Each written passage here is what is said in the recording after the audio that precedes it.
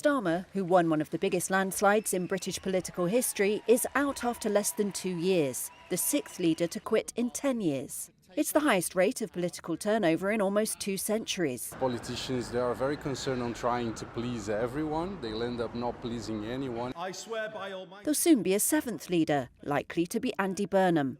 Of all of that generation, he is the one who can do it. But he needs to be brave.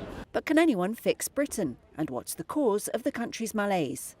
Starmer, like those before him, failed to stem popular anger over living standards, which have stagnated since the 2008 financial crash. Analysts say ballooning national debt due to global shocks like the COVID pandemic have also shackled government spending. Almost unprecedented era of political change and turmoil. It has been the greatest... Reuters UK correspondent Alistair Smelt points to a tough 10 years, from Brexit to COVID and beyond. Baby. We've then had sort of energy price spikes to do with the Ukraine crisis and the war in Iran recently. And so it's all added up to an ecosystem of a Britain where it's been very hard for prime ministers to retain their grip on power. Britain was once seen as a pillar of political and economic stability. Margaret Thatcher and Tony Blair held power for 21 years between them and helped reshape modern Britain.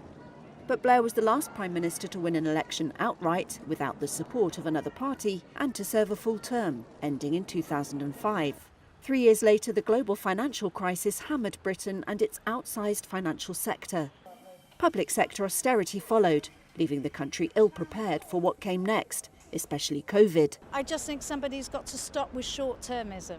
Starmer has been criticised for failing to have much of a plan to tackle soaring electricity costs, spur investment, improve the health service and spend on defence. A perceived failure to tackle illegal immigration has also sown deep political divisions, stirring right-wing populism in the form of former Brexit campaigner Nigel Farage's Reform Party.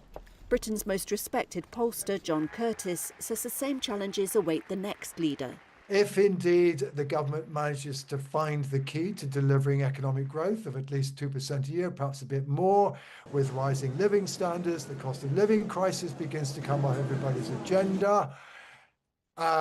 If at the same time the health service waiting lists are rapidly reduced, and such that we're back to at least nothing worse than it was before COVID, and that's still not as good as it was under New Labour.